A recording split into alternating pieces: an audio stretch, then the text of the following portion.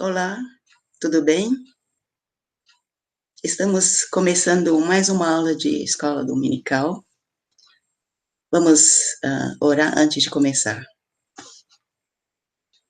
Senhor Deus, nós queremos te agradecer por nos dar essa oportunidade de separar este tempo para estar estudando sobre esse assunto, teologia cristã. Senhor, nós pedimos a tua ajuda, pedimos tua bênção, que o Espírito Santo esteja atuando, trabalhando em nossos corações, nos ajudando a compreender e que a matéria que nós estamos estudando agora, nesta aula, possa nos trazer edificação da nossa fé e conhecer mais a Ti, Teu agir e Teu reino. Entregamos em Tuas mãos, que o Senhor nos dirige. Em nome de Jesus. Amém.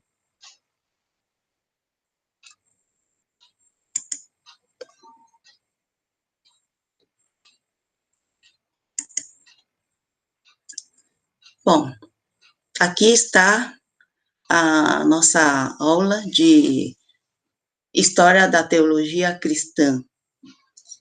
E nós já estudamos 33 capítulos.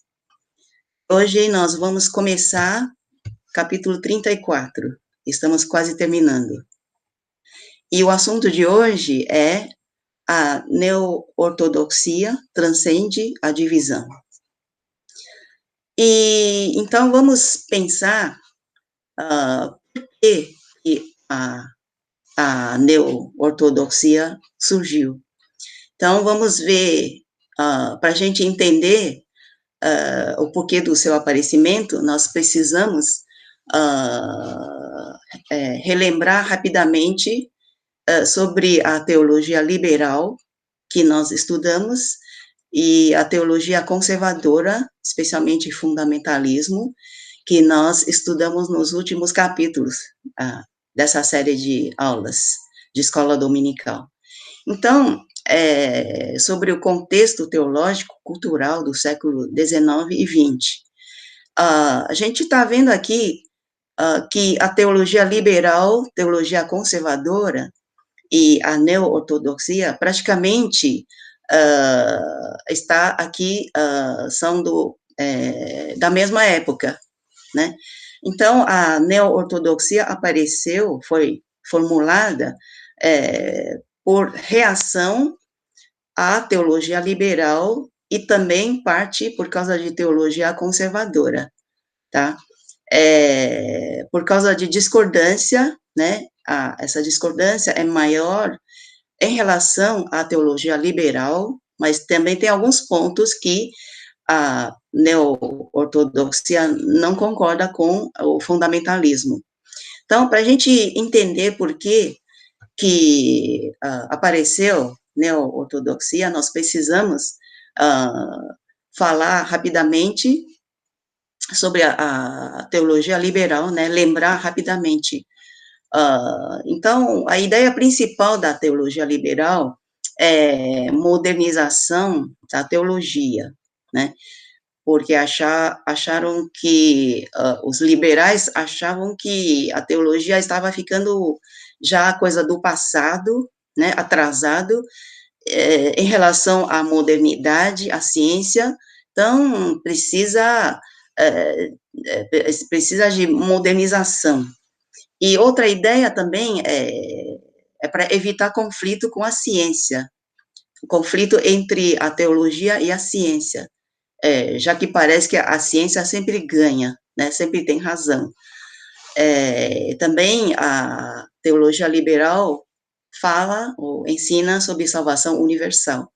Tudo começou, né, com Kant, né, que é iluminismo, religião natural, que ensinava que a religião é naturalista e reduziu a religião em moral e ética, ou seja, moralização do dogma, né, e fala sobre alma imortal. Depois tem o Hegel, que ensina que Deus é espírito imanente, espírito absoluto, impessoal, e é um Deus, é um espírito que ele se autorrealiza com o mundo, né? Autorrealização com o mundo. Ele tem uma autossatisfação junto com o mundo, ele anda junto com o mundo, ele caminha e marcha junto com o mundo, né? E crescendo junto com o mundo. Olha, Deus crescendo junto com a civilização humana e, e vai caminhando até chegar a uma perfeição cultural utópica, até chegar a uma civilização perfeita, né? Esse é o conceito do Hegel. Depois nós vimos também sobre Schleiermacher, ele fala sobre romantismo, que é a mesma coisa que sentimento, né? Então, exalta sentimento humano, certo? E fala sobre ser humano tem consciência e experiência com Deus, né? Como essa experiência com Deus é o que importa na religião, né? Nessa teologia, certo? Então, o homem, quando cresce nessa consciência e quando cresce nessa experiência com Deus, então ele está crescendo na sua espiritualidade. E fala também sobre cristologia funcional e Cristo funcional. E prega que Cristo é igual a nós, né? É um ser humano igual a nós. O que difere Cristo de nós é que Cristo, ele tem total consciência com Deus, né? E ele transmite essa consciência de Deus para nós, os seres humanos, e isso nos ajuda a receber a salvação, né? Ajuda-nos no crescimento da consciência e experiência com Deus. Isso chama cristologia funcional. Depois, estudamos também, né, Ritchell, o trabalho dele foi focalizado em desvincular religião da ciência. Ele separou religião da ciência. Ele tratava a religião como um julgamento de valores, né? E a ciência de julgamento de fatos. Religião fala de valores, né? O que é bom, o que é mal, né? Ama, não ama, essas coisas. E ciência trata de fatos. Terra é redonda, né? E essas coisas. Aí, o que sobrou para a teologia é só espiritualidade e moralidade. Então, reduziu a teologia, né, somente em espiritualidade e moralidade, tá? Então, tirou ciência fora da teologia, como se não fizesse parte. E depois tem outro também, filósofo, Arnaque, ele pregou o evangelho simples de Jesus Cristo, é um evangelho simplificado, fala sobre o reino de Deus, está no coração, e não é aquele reino de Deus que a gente costuma falar, né, que é aquele reino que um dia Jesus voltará, um dia se estabelecerá aqui na terra, não, mas o reino de Deus está no coração de cada ser humano, e Deus é Pai de todos, e todos nós somos irmãos, né, e a nossa alma tem valor infinito para Deus, e a justiça de Deus é centralizada no amor, né, e não é tanta pela lei. Então, esses eram os conceitos ensinados pelos teólogos liberais. E depois, os teólogos conservadores, especialmente os fundamentalistas, eles ensinavam principalmente sobre inerrância da Bíblia, sobre conservadorismo máximo, sobre separação bíblica. né, e os teólogos mais representativos foram o Hodge, Warfield e Machen. Então, o Hodge ensinava sobre autoridade exclusiva das escrituras. Então, a escritura é 100% correta. A Bíblia não erra, inerrância da Bíblia, incluindo todas as proposições, são inspiradas por Deus. O que são proposições? São aquelas informações escritas na Bíblia, são aquelas declarações, registro, todas as informações escritas na Bíblia, e eles consideram que tudo, cada palavra, cada letra, todas as ideias são inspiradas por Deus, tá? Então, é autoridade máxima das escrituras. E também eles chegaram a um ponto porque a teologia conservadora, a fundamentalismo, no começo foi moderado, mas depois se tornou extremista, né? Chegou a praticar e pregar separação bíblica, ou seja, dependendo do seu grau de ser mais fundamentalista ou menos fundamentalista, tem que separar, né, o convívio entre os cristãos de acordo com o grau de fundamentalismo. Então, era essa a situação de fundamentalismo. Então, a neo-ortodoxia começou a ser formulada em reação a essas duas teologias, né? Que não concordou com a teologia liberal e com muitos aspectos do fundamentalismo. Então, os neo-ortodoxos queriam resgatar alguns temas que já ficaram perdidas nessas teologias, né? Os temas são a depravação humana, graça acima da natureza, salvação pela fé somente, e transcendência e soberania de Deus. Então, eles pregam sobre a teologia da palavra de Deus, né? A teologia da palavra de Deus, que é livre das filosofias dominantes. Essa teologia da palavra de Deus transcende qualquer religião, cultura e filosofia, tá?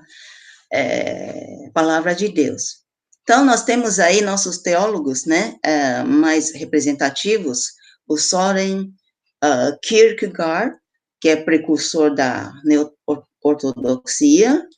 Temos o Karl Barth, que é fundador da neo-ortodoxia. E temos outros teólogos também, Emil Brunner, Reinhold Niebuhr, né, que também desenvolveram a neo-ortodoxia. Vamos concentrar nossa reflexão, nosso estudo mais sobre os dois primeiros teólogos, o Søren Kierkegaard e o Karl Barth. Primeiro, o Søren Kierkegaard, ele foi precursor da neo-ortodoxia, ele foi um dinamarquês melancólico, foi um filósofo, um crítico cultural e um teólogo, tá? Então, na sua reação principalmente contra a teologia liberal, ele escreveu o livro Ataque contra a Cristandade. A cristandade é o que eles referia dessa teologia liberal de falso cristianismo. É uma cristandade. Então, foi um ataque contra o falso cristianismo.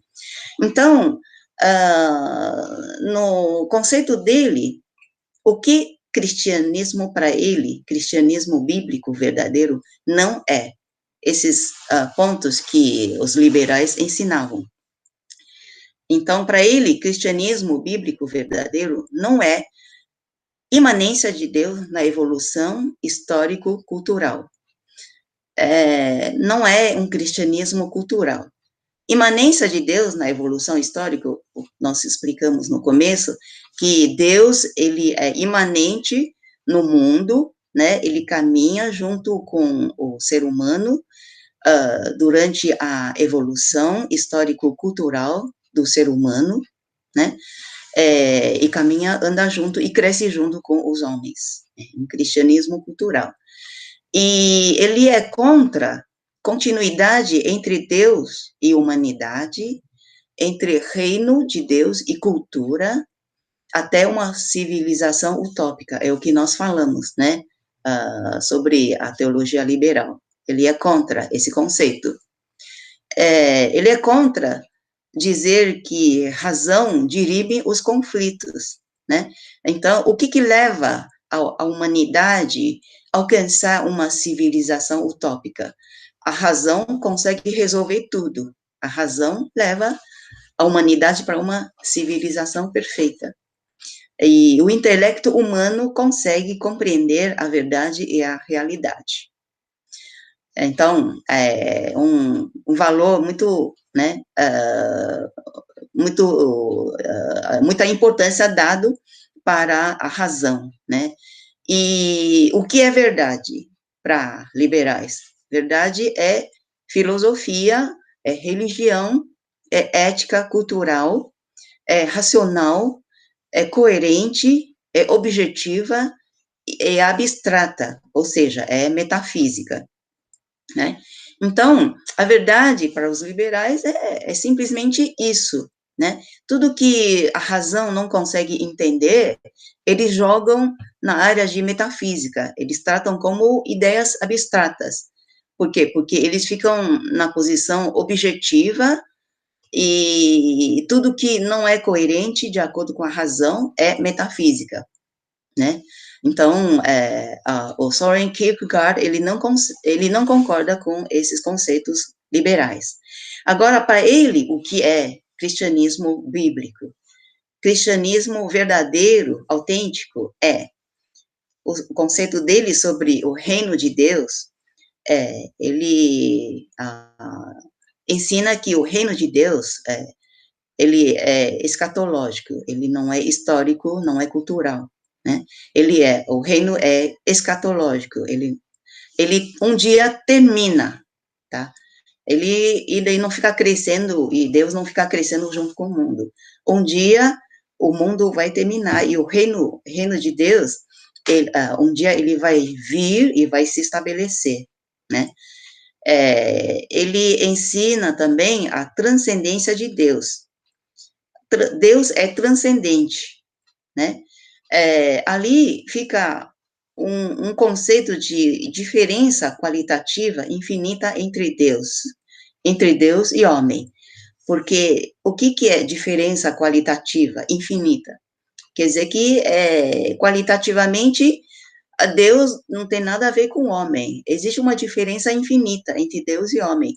Deus é transcendente, é santo, enquanto que o homem é finito, é dependente, é pecaminoso, é pecador, né? Deus, ele é soberano, ele vem do além, ele é do outro mundo, mas ele vem do além para o mundo, né? Para relacionar-se com o ser humano. Então, tem esse conceito de transcendência de Deus, que diz sobre essa diferença qualitativa infinita. Não tem comparação entre Deus e homem.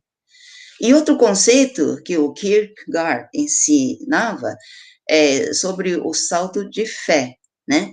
Então, como Deus, ele é totalmente transcendente, totalmente diferente, a natureza de Deus é totalmente diferente de homem, então, para conhecer Deus e para relacionar com Deus, precisa de fé, precisa arriscar-se, né?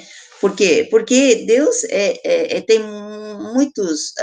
muitas características, atributos de Deus que a gente não conhece, o ser humano não conhece, e precisa de fé para superar essa distância, esse não conhecimento, né? E por isso que ele ensina que a verdade é subjetividade. O que que significa que a verdade é subjetividade? Porque a verdade é que Deus é tão importante, conhecer Deus é tão importante para nós, então a gente não pode ficar na posição de observador, uma posição objetiva, como ensina os liberais. Então, a gente tem que ficar numa posição subjetiva, ou seja, em outras palavras, a gente tem que relacionar com Deus, né? Então, esse relacionamento com Deus, que é a gente ganhar a vida de Deus, Deus entrar em nós, isso já se torna uma coisa subjetiva, já está falando de um relacionamento. Por isso que a verdade é subjetividade. E podemos dizer também que a verdade é incerteza objetiva, tá? Então, se a gente manter-se numa posição objetiva, então, para nós, Deus é incerteza, porque tem muitas coisas de Deus, a gente não tem como conhecer tudo de Deus. Então, tem muitas coisas de Deus que a gente, para nós, é incerto, é incerteza, né? E essa incerteza, quando a gente fica numa posição objetiva, essa incerteza objetiva é mantida pela interioridade apaixonada. Em outras palavras, nós temos que manter firme pela fé, né?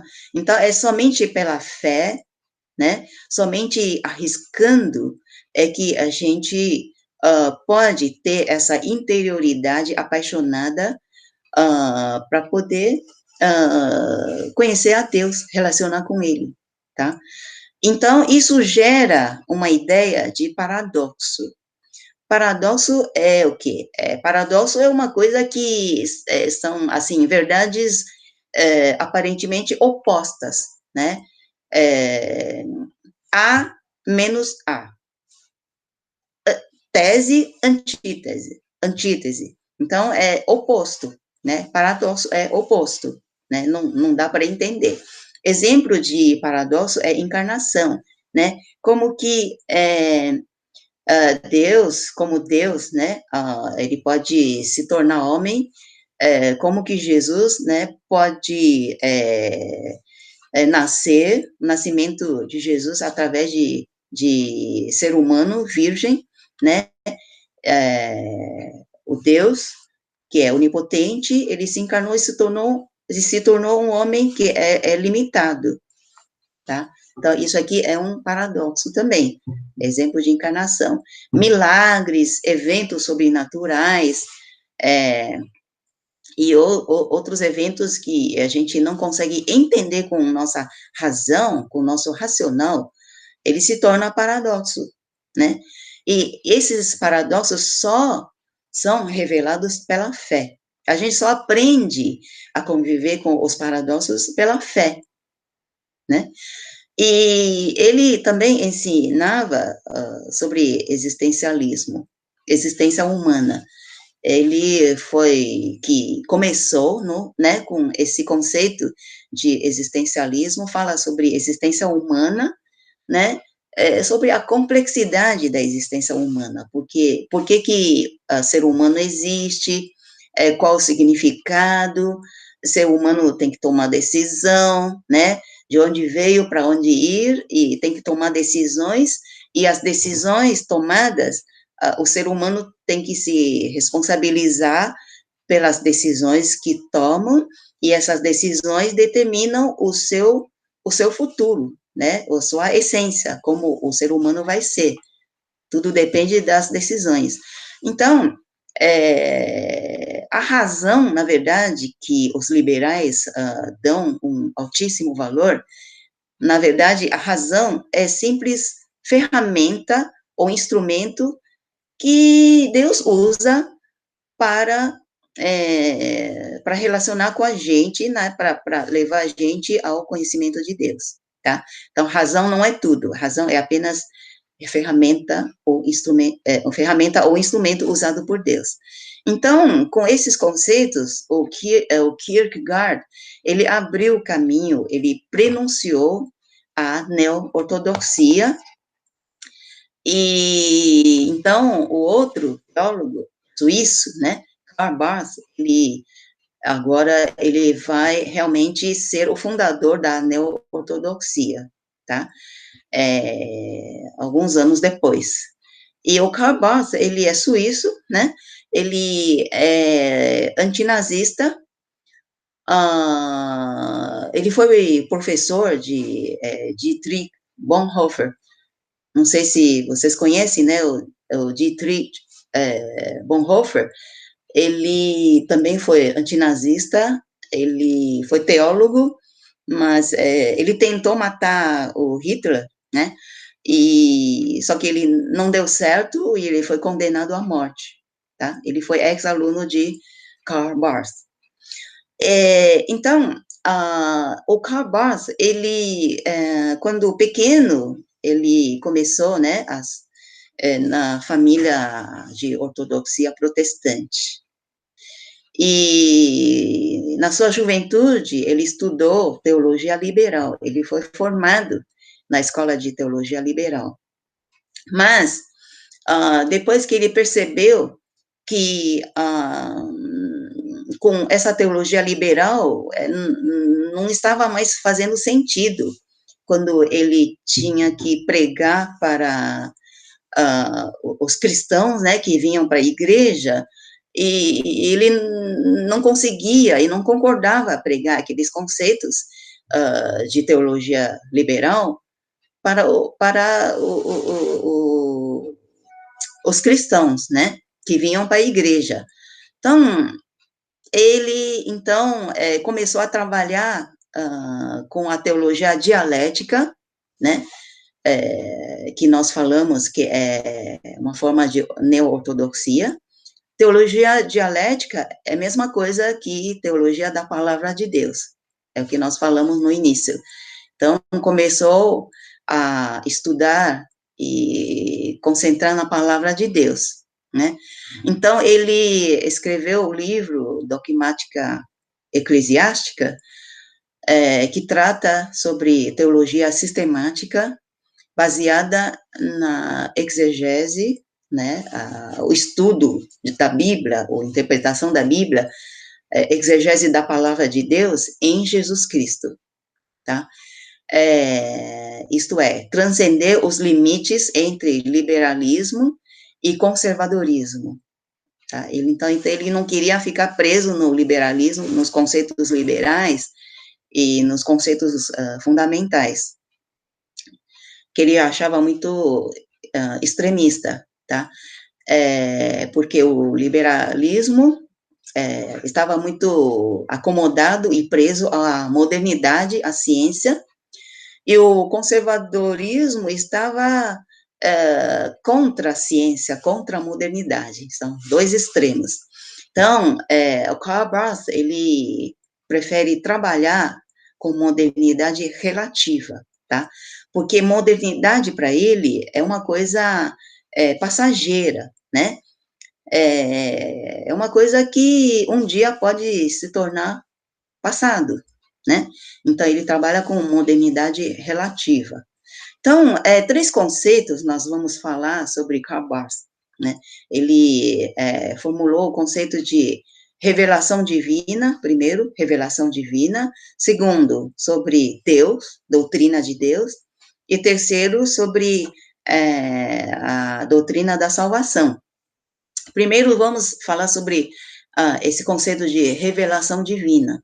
Para ele, a revelação divina porque é assim, né? O ser humano, desde que existe, sempre, né, pensa assim, né? Sobre revelação divina, sobre Deus, como que Deus se revela, né? Onde Deus se revela, né? Então, para ele, a revelação divina não é através de filosofia, não somente através de filosofia, de moral, de ética. E a revelação divina também não é intelectualização do evangelho, né? Filosofia, moral, ética são conceitos liberais, né? Intelectualização do evangelho foi um conceito fundamentalista, né? Porque fundamentalista ensinava a inerrância da Bíblia e a interpretação literal, né? Literal da Bíblia. Então, é intelectualização do evangelho, né? No sistema doutrinário. Então, o Karl Barth, ele ensina, né? Um axioma dele é: a possibilidade da palavra de Deus está na palavra de Deus e em nenhum outro lugar. Então, você só vai encontrar a palavra de Deus na palavra de Deus, tá? Não é em outros lugares que você vai encontrar a palavra de Deus, né? O que é palavra de Deus para ele? Palavra de Deus é a palavra, é a mensagem que Deus, quando Deus fala com o homem, quando o homem é confrontado pela palavra de Deus, o homem tem que responder a Deus, tem que tomar uma posição, né? Tem que tomar uma decisão de responder a Deus pelo sim ou pelo não, pelo aceitar ou não aceitar, por obedecer ou não obedecer, né? Pelo sim ou pelo não. Então, quando a palavra de Deus chega no homem, exige uma resposta da parte do homem pelo sim ou pelo não. E então, primeiro, Jesus Cristo, revelação, Deus se revela em Jesus Cristo. Então, na verdade, para ele, Jesus Cristo, Filho de Deus, ele é a palavra de Deus propriamente dita, ele é a palavra de Deus, tá? A palavra de Deus é Jesus Cristo. Jesus Cristo é a revelação de Deus em pessoa. Jesus Cristo é o Evangelho, tá? Jesus Cristo, claro, não é a pessoa, não é somente, assim, falando sobre a pessoa Jesus, o Nazareno, que andou sobre a terra, né, com o nome de Jesus, não, mas é Jesus Cristo como Filho de Deus, né, enviado por Deus como nosso Salvador, nesse sentido, tá? Então, Jesus Cristo, o Salvador, o Senhor, ele é a palavra de Deus, ele é a revelação de Deus, em pessoa. Agora, Deus também se revela na Bíblia. Só que a Bíblia, para Karl Barth, não é inerrante, não é infalível, tá? A Bíblia é um testemunho da palavra de Deus. A Bíblia, ele é testemunho de Jesus Cristo, tá? A Bíblia é uma narrativa, é uma fonte, ele é um instrumento. Ele é a narrativa, uma fonte, é um livro onde nós podemos ler sobre o registro, história sobre Jesus, né? Sobre as atividades de Deus antes do nascimento de Jesus e depois de seu nascimento, tá? Se não fosse a Bíblia, nós não conheceríamos as atividades de Deus, né? E o nascimento de Jesus e os trabalhos de Jesus aqui na Terra. Então, a Bíblia é a fonte onde nós podemos conhecer essas histórias, tá? A Bíblia é um livro humano, histórico e é falível, tá? Então, para ele não concorda com a inerrância da Bíblia, né? Inerrância quer dizer toda a palavra, toda a letra, todas as ideias, todas as proposições expostas na Bíblia, tudo certo. Não, a Bíblia contém erros também, tá? Não é inerrante, é falível. Ele não concorda a dizer que a Bíblia, todas as proposições expostas na Bíblia são todas revelação de Deus, tá? Então, para ele, ele vê a Bíblia dessa forma, tá? Mas é claro que Deus também se revela através da Bíblia, né? Deus usa a Bíblia para falar com o homem, né? Mas a Bíblia só vai se tornar a palavra de Deus, novamente, aquilo que nós falamos, quando Deus, o homem confronta com Deus, quando ele apresenta uma mensagem, a sua palavra para o homem, e exige uma resposta do homem, tá? Deus usa a Bíblia para falar ao homem também, para se revelar.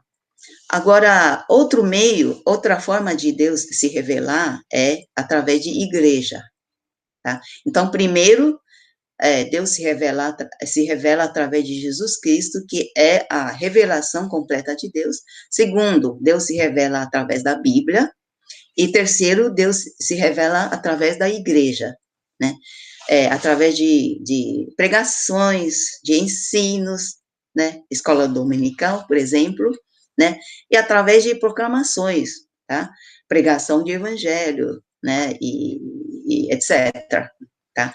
Então, Deus usa a igreja, né? Também para se revelar através da ministração de palavras, pregações, da palavra, né? Deus fala e Deus se revela. Segundo conceito sobre Deus, Deus, né? Doutrina de Deus. O que Deus é, né? Como Deus é. Ele acha que Deus, não tem como a gente definir sobre Deus, tá?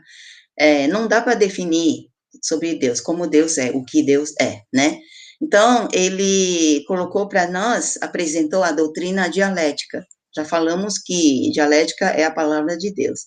Então, como Deus é? Deus, ele é a sua palavra, né? Ele se revela através da sua palavra, tá? Através de Jesus Cristo, da Bíblia e igreja, né? Então, Deus, ele é transcendente, imanente. Então, Karl Barth, ele procura um equilíbrio entre a transcendência de Deus e a imanência de Deus. Imanência de Deus é o que pregam os liberais, né? Então, Deus é transcendente ao mesmo tempo imanente, né? Deus, ele é do além, do mundo do além, é transcendente, ele é qualitativamente distinto de nós, mas ele também é presente no mundo, ele é imanente no mundo, tá? Então, é transcendência mais imanência de Deus. Deus é aquele que ama em liberdade, né? Então, aqui, nós vamos falar sobre alguns conceitos de Deus, né, sobre Deus. Sobre a liberdade de Deus, o amor de Deus, e como isso gera um paradoxo. Então, tem que falar tudo junto, a liberdade e o amor de Deus. Então, Deus, ele é livre, ele é completamente livre.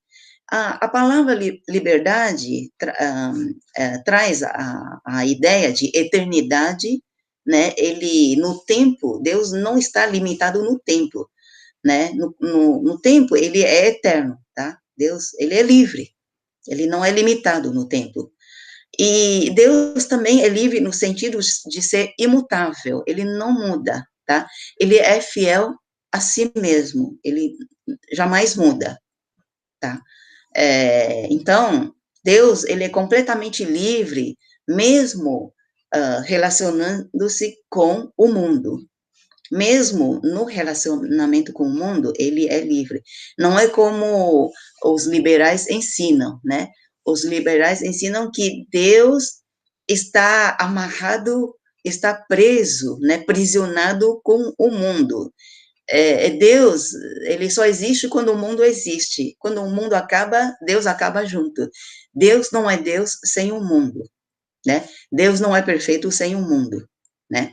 Não é.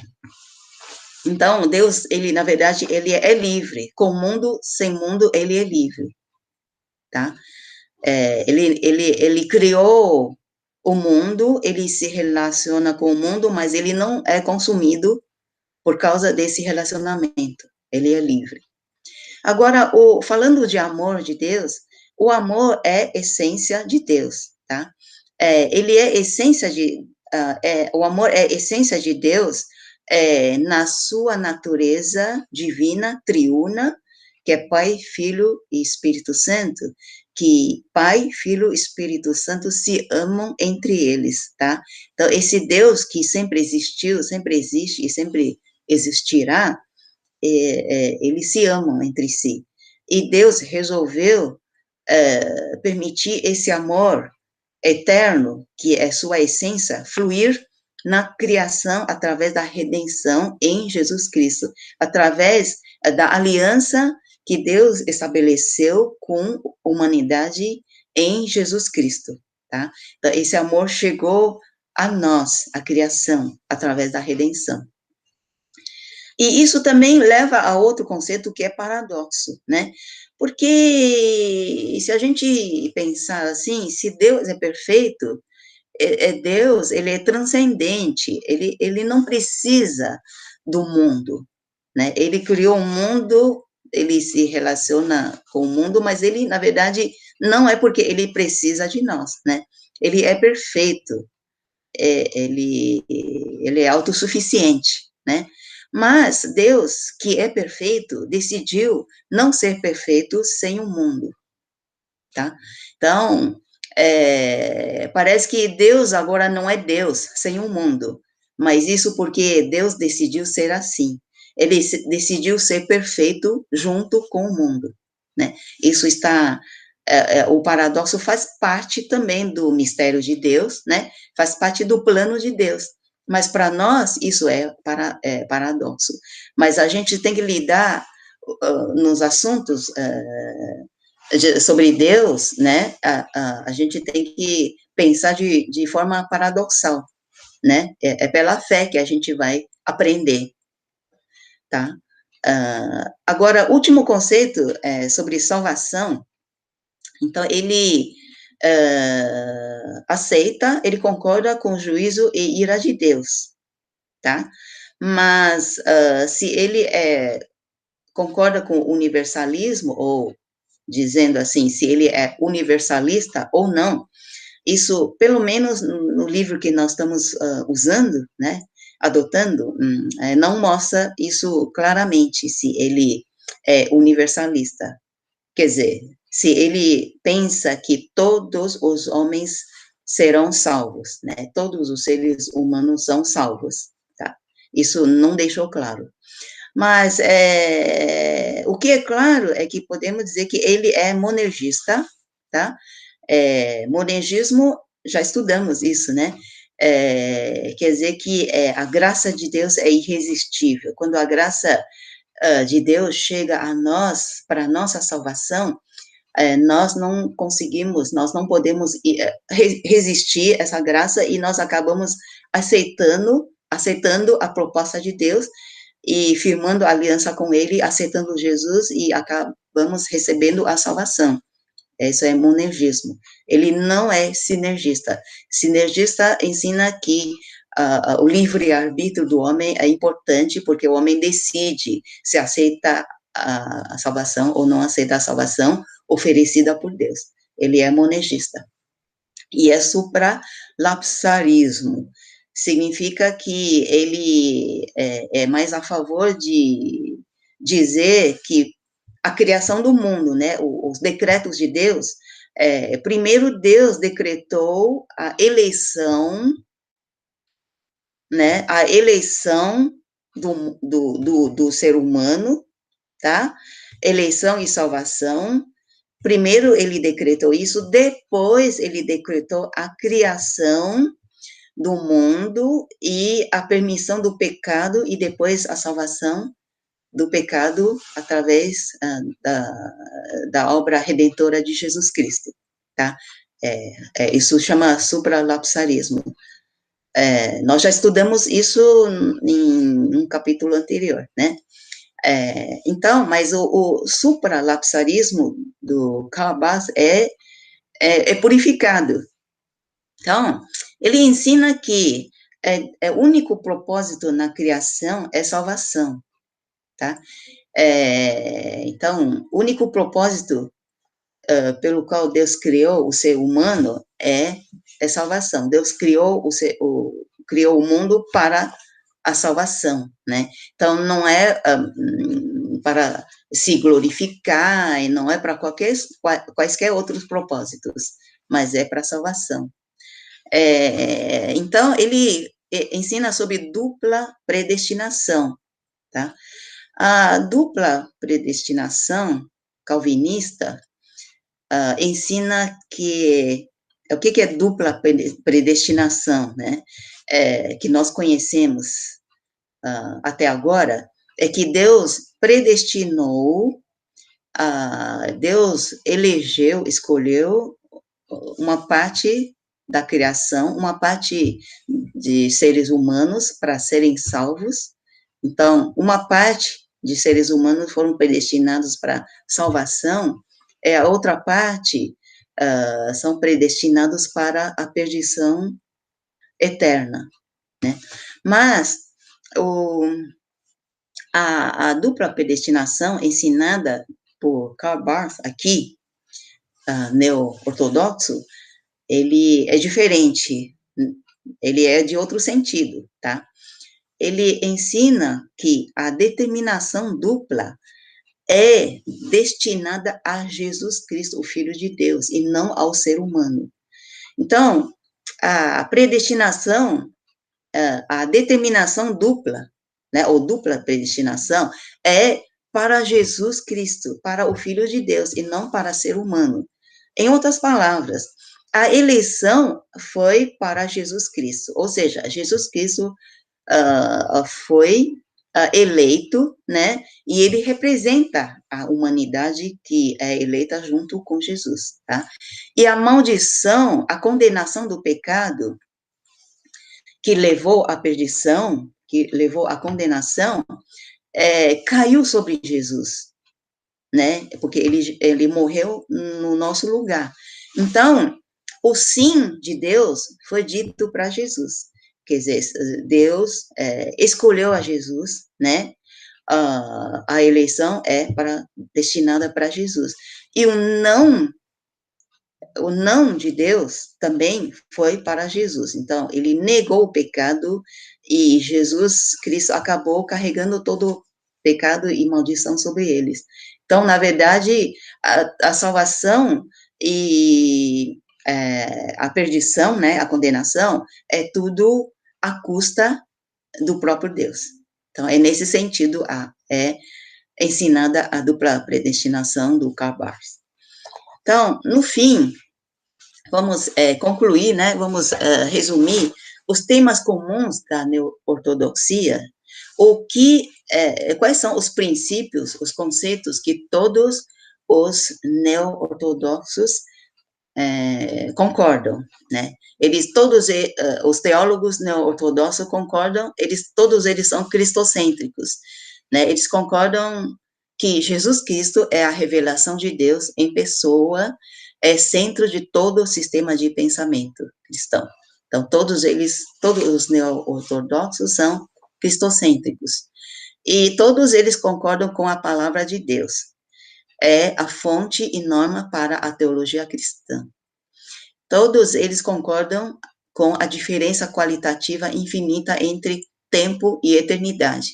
Tempo, referindo-se ao homem, o mundo, e eternidade, referindo-se a Deus e o reino de Deus. Então, essa diferença qualitativa infinita entre tempo e eternidade, entre homem e Deus, entre o mundo e o reino de Deus. Então, a conclusão que nós chegamos é que, com essa reação que surgiu contra os liberais e contra os fundamentalistas, no final, como ficou a situação, né? Então, primeiro, para os liberais, neo-ortodoxos são traidores, né? Por quê? Porque a maioria dos neo-ortodoxos, a formação deles eram teologia liberal, né? Só que eles traíram e começaram a para ir para outra direção, né? Começaram a seguir outra linha, que é a linha neo-ortodoxa, tá? Então, para os liberais, eles são traidores, eles são ultraconservadores, né? Para eles, essa teologia neo-ortodoxa é uma fuga irracional da era moderna para sobrenaturalismo, para dogmatismo e para obscurantismo, né? Obscurantismo, por quê? Porque os neo-ortodoxos pensam que a razão não consegue explicar o existencialismo, não consegue explicar a religião, né? Então, para os liberais, eles são obscurantistas. Agora, no outro lado, são as duas alas, né? A ala dos liberais e agora outra ala é a ala dos fundamentalistas. Para os fundamentalistas, neo-ortodoxos são perigosos, né? Eles são liberais disfarçados. Para os fundamentalistas, os liberais são, os neo-ortodoxos são quase a mesma coisa que liberais, tá? Então, são liberais disfarçados. É uma forma de novo modernismo. São modernistas do mesmo jeito que os liberais, né? É outro tipo de liberal, é um outro tipo de modernismo, tá? E por quê? Porque os neo-ortodoxos rejeitam a inerrância da Bíblia, rejeitam também a hermenêutica literalista, tá? Nesses pontos, os neo-ortodoxos são contra os fundamentalistas. Mas, mesmo assim, apesar das críticas dos dois lados, a neo-ortodoxia floresceu e conseguiu crescer, né? E provocou transformações nas teologias liberal e conservadora. Então, muitos liberais e conservadores se converteram para a neo-ortodoxia. Se não se converteram, eles mudaram seus conceitos, tá? E tentaram se adaptar à teologia neo-ortodoxia, né? Então, conseguiu, né, essas influências. E também tiveram influência sobre as escolas de evangélicos progressistas, teologia narrativa, teologia pós-liberal, protestantes liberais arrependidos, né? Então, nós temos aí protestantes liberais arrependidos. Então, todos esses que nós falamos, os liberais, os fundamentalistas, os neo-ortodoxos, são todos protestantes, tá?